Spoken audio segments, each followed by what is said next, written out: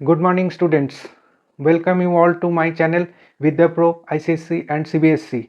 I am your teacher Tanmoy Goswami. I hope all of you have visited my new YouTube channel Vidya Pro ICSE and CBSE. Please subscribe the new YouTube channel and encourage me to bring new videos for all of you, and share the channel and the videos with all your friends so that they can also watch these videos and learn something out of these videos. Please subscribe the channel and share the channel. Now, in the previous video, I have discussed the part 1 of the 4th chapter in social science of class 9 CBSE board. The name of the chapter is Forest, Society and Colonialism. Now, in this video, I am going to discuss the part 2 of this same chapter. I am going to discuss the chapter in Bengali as well as in English. So, let's start today's discussion. The rise of commercial forestry. In the previous section, we have seen that the British needed forests in order to build ships and railways. The British were worried that the use of forests by local people and the reckless felling of trees by traders would destroy the forests. So they decided to invite a German expert, Dietrich Brandis, for advice and made him the first Inspector General of Forests in India. তো এখানে কি বলতে চাইছে? এখানে বলতে চাইছে বাণিজ্যিকভাবে বনায়নের উত্থান যে অংশে আমরা দেখেছিলাম, সেই অংশে দেখেছি যে জাহাজ ও রেলপথ নির্মাণের জন্য ব্রিটিশদের বন জঙ্গলের প্রয়োজন ছিল। কিভাবে? জাহাজ এবং রেলপথ নির্মাণের যে কাঠের প্রয়োজন হয়, সেই কাঠের জন্যে বন জঙ্গলের প্রয়োজন ছিল ব্রিটিশদের। তো ব্রিটিশরা চিন্তিত ছিল যে স্থানীয় জনগণের যে বনকে ব্যবহার করার একটা প্রচেষ্টা এবং ব্যবসায়ীদের বেপরোয়াভাবে গাছ কেটে ফেলা, তার ফলে সব বন জঙ্গল ধ্বংস হয়ে যাবে। তাই তারা জার্মান বিশেষজ্ঞ ডিয়েটিচ র্যান্ডিসের পরামর্শের জন্য আমন্ত্রণ জানালো এবং তাকে ভারতের প্রথম বন মহাপরিদর্শক হিসেবে নিয়োগ করল। তো Brandis realized that a proper system had to be introduced to manage the forests, and people had to be trained in the science of conservation. This system would need legal sanction. Rules about the use of forest resources had to be framed. Felling of trees and grazing had to be restricted so that forests could be preserved for timber production. Anybody who cut trees without following the system had to be punished.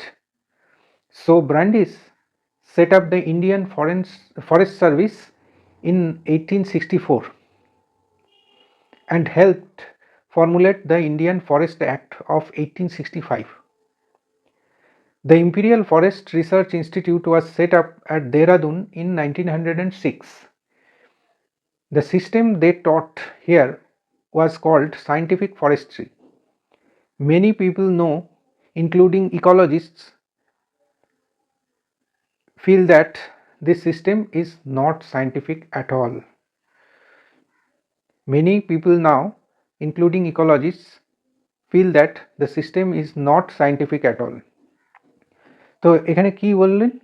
র্যান্ডিস বুঝতে পারেন যে বন জঙ্গল ঠিকভাবে maintain করার জন্য একটা সঠিক ব্যবস্থা চালু করতে হবে এবং মানুষকে বন জঙ্গল সংরক্ষণের বিজ্ঞানে শিক্ষিত করে তুলতে হবে, তবেই বন জঙ্গল রক্ষা পাবে। তো এই ব্যবস্থার জন্য আইনি অনুমোদনের প্রয়োজন। ব্রিটিশ সরকারের অনুমোদন ছাড়া কোনো কিছুই সম্ভব নয়। একটা পাতাও নড়ানো সম্ভব ছিল না। তো তিনি আইনি অনুমোদনের জন্য চেষ্টা করলেন। তো বন সম্পদের ব্যবহার সম্পর্কে একটা নিয়ম তিনি তৈরি করতে চাইলেন। কাঠ উৎপাদনের জন্য, বন সংরক্ষণের জন্য গাছ কাটা এবং পশুচারণ সীমিত করতে হবে। কাঠ উৎপাদন করতে গেলে গাছের প্রয়োজন, গাছের জন্য বন জঙ্গলের প্রয়োজন। তো সেগুলো যদি সংরক্ষণ করতে হয় তাহলে গাছ কাটা এবং যথেচ্ছ পশুচারণ সীমিত করতে হবে। যে কেউ এই ব্যবসা বা এই ব্যবস্থা অনুসরণ না করে গাছ কাটবে তাকে কিন্তু শাস্তি পেতে হবে। যে কেউ এই যে ব্যবসা করতে চাইলো, যে গাছ নিয়ে সে ব্যবসা করবে, অথবা কেউ হয়তো এই ব্যবস্থা যেটা করা হচ্ছে গাছ কাটার ব্যাপারে সেটাকে মেনে চলতে অস্বীকার করলো, তাদের কিন্তু শাস্তি পেতে হবে। তাই র্যান্ডিস 1864 সালে ইন্ডিয়ান ফরেস্ট সার্ভিস অ্যাক্ট প্রতিষ্ঠা করেন। ইন্ডিয়ান ফরেস্ট সার্ভিস অ্যাক্ট 1865 সালে তিনি এই ফরেস্ট সার্ভিস অ্যাক্ট চালু করেন। তার আগেই অবশ্য 1864-তে ইন্ডিয়ান ফরেস্ট সার্ভিস তিনি প্রতিষ্ঠা করেছিলেন। 1906 সালে দেরাদুনে ইম্পেরিয়াল ফরেস্ট রিসার্চ ইনস্টিটিউট প্রতিষ্ঠিত করলেন। 1906 সালে তারা এখানে যে পদ্ধতিটা শিখিয়েছিলেন তাকে বলা হতো বৈজ্ঞানিক বনায়ন। তবে বর্তমানে বাস্তুবিদ সহ অনেকেই মনে করেন যে এই ব্যবস্থাটা মোটেই বৈজ্ঞানিক ছিল না। তো এরপরে কি বলছে, in scientific forestry, natural forests which had lots of different types of trees were cut down. In their place, one type of trees was planted in straight rows. This is called plantation. Forest officials surveyed the forests, estimated the area under different types of trees, and made working plans for forest management. They planned how much of the plantation area to cut every year. The area cut was then to be replanted so that it was ready to be cut again in some years. তো এখানে কি বলছে, এখানে বলছে বৈজ্ঞানিক বনায়নের ফলে প্রাকৃতিক বন যেখানে প্রচুর পরিমাণে বিভিন্ন ধরনের গাছ ছিল সেটাকে কেটে ফেলা হতো। তাদের জায়গায় এক ধরনের গাছ সোজা সারিতে রোপণ করা হতো। একে বলা হয় প্লান্টেশন। বন কর্মকর্তারা বন জরিপ করতেন, বিভিন্ন ধরনের গাছের আওতায় থাকা এলাকা অনুমান করতেন এবং বন ব্যবস্থাপনার জন্য কার্যকরী পরিকল্পনা তৈরি করতেন। তারা প্রতি বছর কত পরিমাণ প্লান্টেশন এলাকা কাটা হবে, অর্থাৎ কতটা জায়গার গাছ কাটা হবে তা আগে থেকে পরিকল্পনা করতেন। গাছ কাটার এলাকাটিতে তারা আবার গাছ রোপণ করতেন যাতে কিছু বছরের মধ্যে আবার কাটবার মতো গাছ সেখানে তৈরি হয়ে যায়। তো এরপরে বলছে India and the contemporary world after the Forest Act was enacted in 1865, it was amended twice, once in 1878 and then in 1927. The 1878 Act divided forests into three categories: reserve forest, protected forests and village forests. The best forests were called reserve forests. Villagers could not take anything from these reserve forests, even for their own use. For house building or fuel, they could take wood from protected or village forests. তো এখানে তারা বলতে চাইছেন যে ভারত এবং সমসাময়িক বিশ্বে 1865 সালে বন আইন প্রণয়ন করার পরে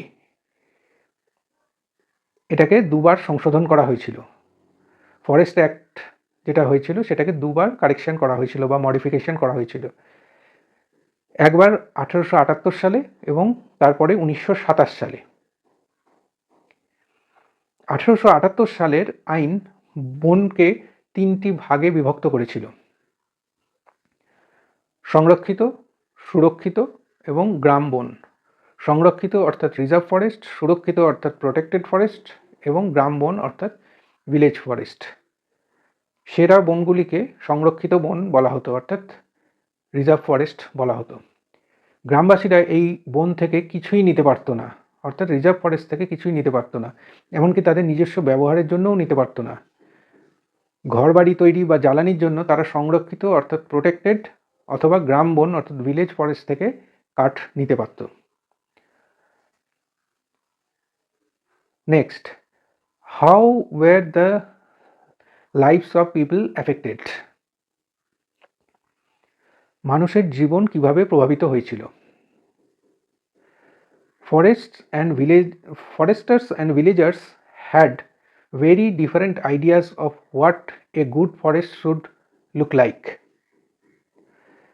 Villagers wanted forests with a mixture of species to satisfy different needs: fuel, fodder, leaves.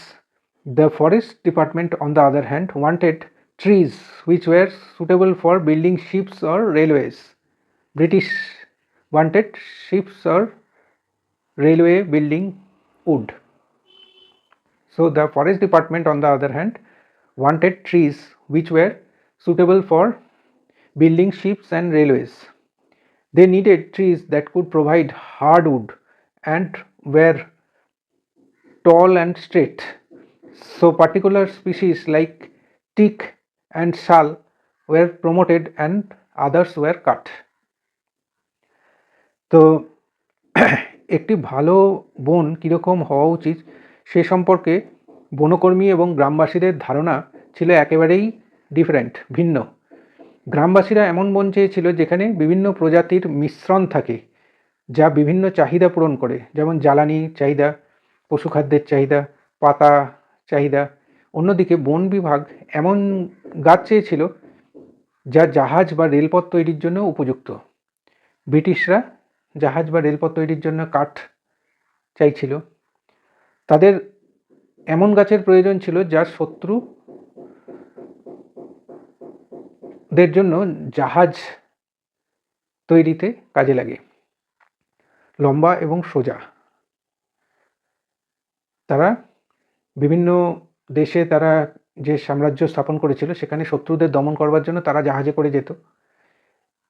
তো সেই শত্রু দমনের জন্য তারা যে জাহাজে করে যেত এবং দখল করতে যেত, তো সেই জন্যে তাদের জাহাজ নির্মাণ করতে হতো, এবং জাহাজ নির্মাণ করতে হলে লম্বা এবং সোজা কাঠের প্রয়োজন হতো। তাই তারা সেগুন এবং শালের মতো নির্দিষ্ট প্রজাতির প্রচার করেছিল এবং অন্যান্য গাছকে কেটে ফেলত। In forest areas, people use forest products, roots, leaves, fruits, and tubers for many things. Fruits and tubers are nutritious to eat, especially during the monsoons. Before the harvest has come in, herbs are used for medicine, wood for agricultural implements like yokes and plows. Bamboo makes excellent fences and is also used to make baskets and umbrellas. A dried scooped out gourd can be used as a portable water bottle. Almost everything is available in the forest. Leaves can be stitched together to make disposable plates and cups.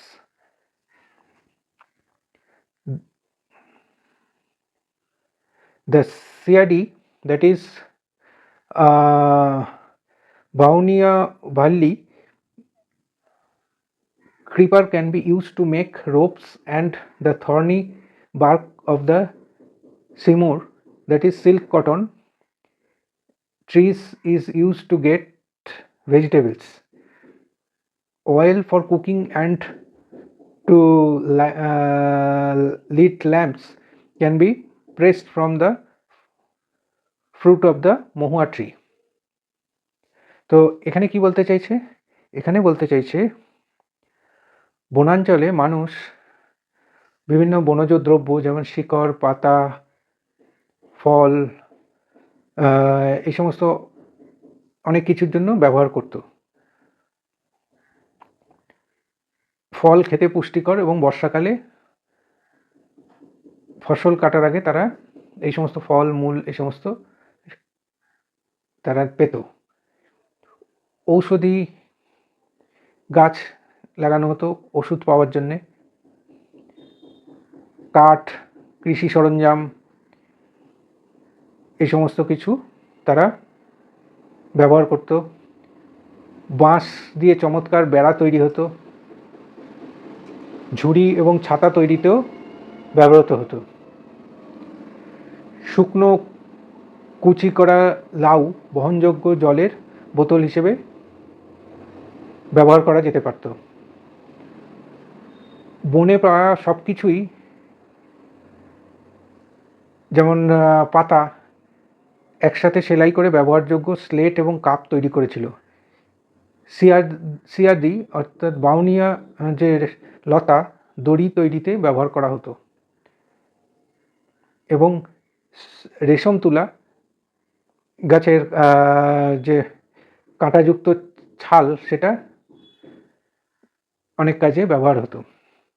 রান্নার জন্য এবং প্রদীপ জ্বালানোর জন্য মহুয়া গাছের ফল থেকে তেল চেপে বার করে নেওয়া হতো। The Forest Act meant severe hardship for villagers across the country. After the act, all their everyday practices, cutting wood for their house, grazing their cattle, collecting fruits and roots, hunting and fishing, became illegal. People were now forced to steal wood from the forests, and if they were caught, they were at the mercy of the forest guards, who would take bribes from them. Women who collected fuelwood were especially worried. It was also common to police, constables, and forest guards to harass people by demanding free food from them. তো এখানে বলছে বন আইনের ফলে সারা দেশে গ্রামবাসীদের ওপর একটা চরম দুর্দশা নেমে এলো। এই আইনের পর তারা দৈনন্দিন সকল কাজ, যেমন ঘরের জন্য কাঠ কাটা, গবাদি পশু চড়ানো, ফলমূল শিকড় সংগ্রহ করা, মাছ ধরা, সব কিছুই অবৈধ হয়ে গেল, বেআইনি হয়ে গেল। মানুষ তখন বন থেকে কাঠ চুরি করতে বাধ্য হলো।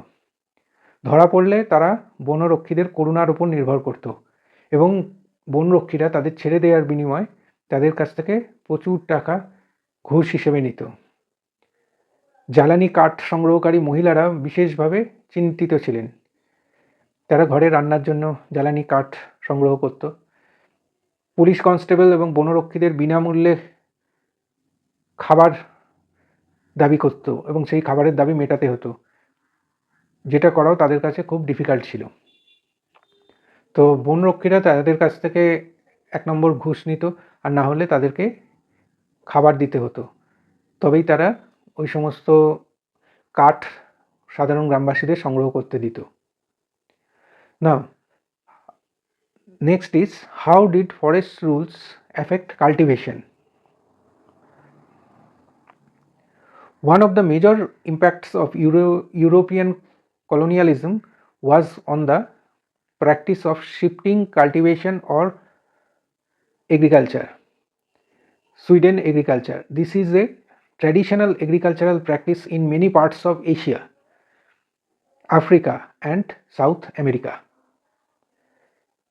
It has many local names such as lading in Southeast Asia, milpa in Central America, chitemene or tavi in Africa, and chena in Sri Lanka. In India, dhiya, penda, bewar, nivad, jhum, podu, khandad, and kumri are some of the local terms of Sweden agriculture. তো এখানে আমরা যেটা আলোচনা করছি সেটা হচ্ছে বনের এই যে আইন হলো, বনের যে নিয়ম হলো, সেটা চাষাবাদকে কিভাবে প্রভাবিত করেছিল। ইউরোপিয়ান উপনিবেশবাদের একটি প্রধান প্রভাব ছিল চাষবাসের ওপর বা কৃষিকাজের ওপর। এখানে তারা সুইডেন কৃষি যে নিয়ম সেটা তারা ফলো করত। এটা এশিয়া এবং আফ্রিকার অনেক অংশেই ফলো করা হতো। এর অনেক রকম স্থানীয় নাম আছে, তার মধ্যে আমাদের দেশেও অনেকগুলো নাম আছে, পেন্ডা, নেওয়াদ, ঝুম, পড়ু, এই ধরনের বিভিন্ন স্থানীয় নাম আছে। India and the contemporary world, in shifting cultivation, parts of the forests are cut and burnt in rotation. Seeds are sown in the ashes after the first monsoon rains, and the crop is harvested by October-November. Such plots are cultivated for a couple of years and then left follow for 12 to 18 years for the forest to grow back. A mixture of crops is grown on these plots. In central India and Africa, it could be millets. In Brazil, manioc, and in other parts of the Latin America, maize and beans. অর্থাৎ ভারত এবং সমসাময়িক বিশ্ব পরিবর্তনশীল চাষাবাদে এগিয়ে যাচ্ছিল। বনের কিছু অংশকে তারা কেটে পুড়িয়ে ফেলত। প্রথম বর্ষার বৃষ্টির পর ছাইয়ের মধ্যে বীজ বপন করা হয় এবং অক্টোবর-নভেম্বরের মধ্যে ফসল কাটা হয়। এই ধরনের জমি কয়েক বছর ধরে চাষ করা হয় এবং তারপর বনের বৃদ্ধির জন্য 12 থেকে 18 বছর আবার ফেলে রাখা হয়, পতিত জমি হিসেবে ফেলে রাখা হয়। এই জমি ফসলের একটা মিশ্র চাষ হয়। মধ্য ভারত এবং আফ্রিকায় এটি বাজরা, ব্রাজিলে মানিয়ক এবং ল্যাটিন আমেরিকাতে এটা ভুট্টা বা শিমের চাষের জন্য ব্যবহার করা হতো। তো আশা করি তোমরা এই আলোচনাটা বুঝতে পারছো। There is no problem in understanding any part of the discussion. If you still have any issues in understanding any part of this chapter, please don't hesitate to write me back in the comment section, both in Facebook as well as in my new YouTube channel. The name of the channel is I hope you all remember that. I don't have to tell every time. Vidya Pro, ICSC and CBSC. Subscribe and share the channel. This will not only encourage me but also help your friends to watch these videos and learn something from these videos. Please subscribe the channel. I can see there is not a big number of subscription. Please subscribe. I know all of you are watching the videos but not subscribing the channel. I can bring more videos only if you subscribe the channel. Please subscribe the channel. European foresters regarded this practice as harmful for the forests. They felt that land which was used for cultivation every few years could not grow trees for railway timber. When a forest was burnt, there was the added danger of the flames spreading and burning valuable timber. Shifting cultivation also made it harder for the government to calculate taxes. Therefore, the government decided to ban shifting cultivation As a result, many communities were forcibly displaced from their homes in the forest. Some had to change occupation, while some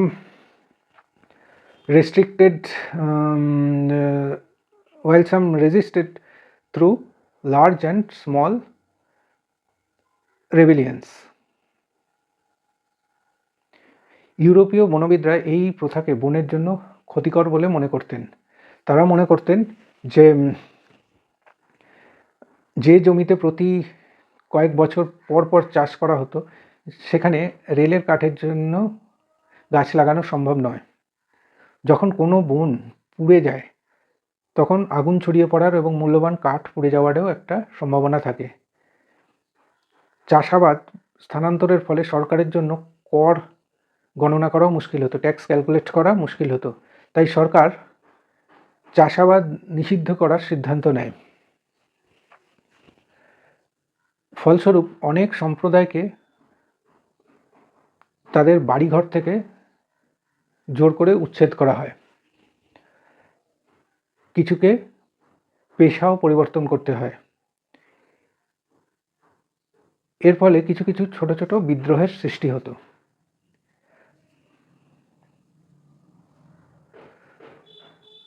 Next is who could hunt.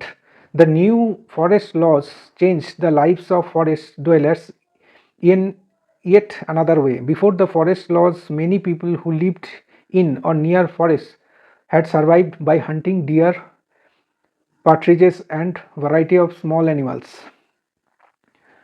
The customary practice was prohibited by the forest laws. Those who were caught hunting were now punished by poaching. তো এখানে বলছে যে কে শিকার করতে পারত। নতুন বন আইন বনবাসীদের জীবনকে আরও নতুন উপায়ে বদলে দিয়েছিল। বন আইনের আগে বনে এবং তার কাছাকাছি বসবাসকারী অনেক মানুষ হরিণ, তিতির এবং বিভিন্ন ধরনের ছোট প্রাণী শিকার করে বেঁচে থাকত। এই প্রথাগত অনুশীলন বন আইন দ্বারা নিষিদ্ধ করে দেওয়া হয়েছিল। যারা শিকার করতে গিয়ে ধরা পড়তো, তাদের এখন শিকারের জন্য শাস্তি পেতে হতো।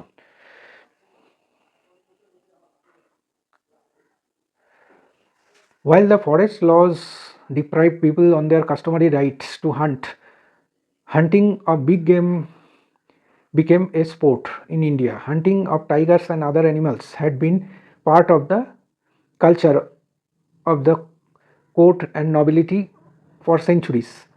Many Mughal paintings show princes and emperors enjoying a hunt, but under colonial rule, the scale of hunting increased to such an extent that various species became almost extinct.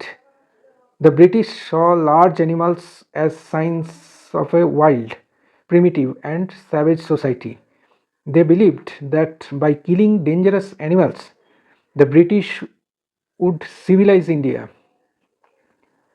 They gave rewards for killing tigers, wolves, and other large animals on the grounds that they posed a threat for cultivators. তো এখানে যেটা বলছে, বন আইন মানুষকে শিকারের প্রথাগত অধিকার থেকে বঞ্চিত করলেও বৃহৎ শিকার একটা খেলায় পরিণত হয়েছিল, খেলা হয়ে গেছিলো শিকারটা। ভারতে বাঘ এবং অন্যান্য বড় বড় প্রাণীদের শিকার শতাব্দীর পর শতাব্দী ধরে রাজ দরবার এবং অভিজাতদের সংস্কৃতির একটা অংশ ছিল। অনেক মুঘল চিত্রকর্মে দেখা যায় যে রাজকুমার এবং সম্রাটরা শিকার উপভোগ করছেন। কিন্তু ঔপনিবেশিক শাসনকালে শিকারের পরিমাণ এতটাই বৃদ্ধি পায় যে বিভিন্ন প্রজাতি প্রায় বিলুপ্ত হয়ে যায়।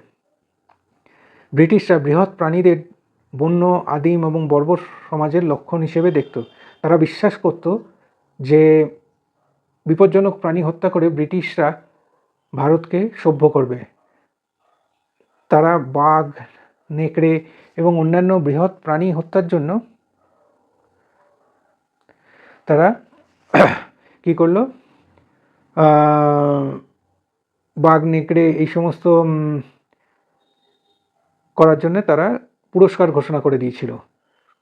Over 80,000 Tigers, 1,50,000 leopards and 2 lakh wolves were killed for rewards in the period of 1875 to 1925. অর্থাৎ প্রায় 80,000 বাঘ, 1.5 লক্ষ নেকড়ে এবং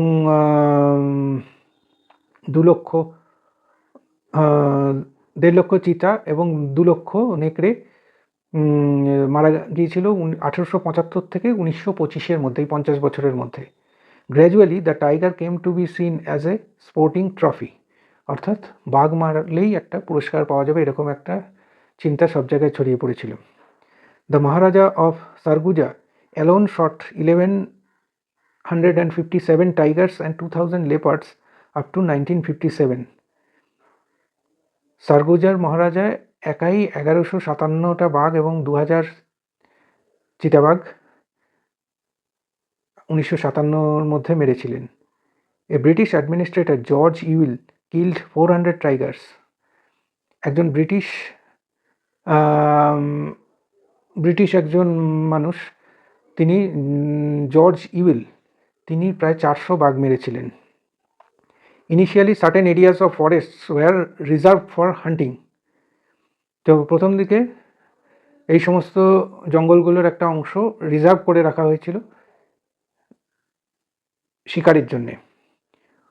Only much later did environmentalists and conservators begin to argue that all the species of animals needed to be protected and not killed.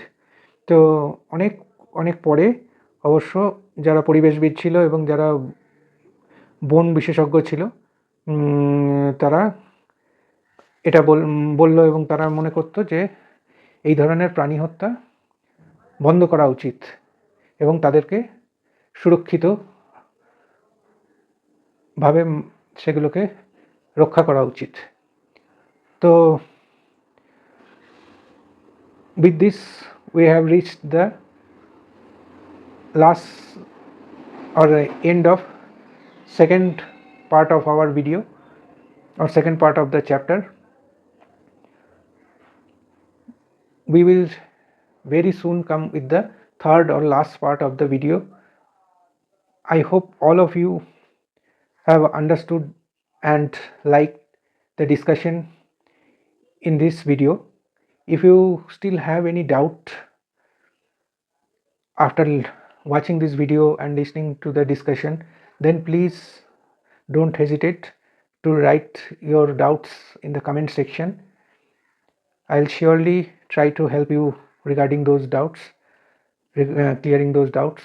And again I am requesting, please visit my YouTube channel Vidya Pro ICSC and CBSC and subscribe the channel. Not only this subscription will help you, but it will also help me and your friends. This will encourage me to bring new videos and it will help your friends to know about this channel and watch the videos in this channel. This can help your friends as well through these discussions. So please subscribe the channel. Thank you for watching the video. I'll definitely come back very shortly with the third and last part of this chapter. Thank you.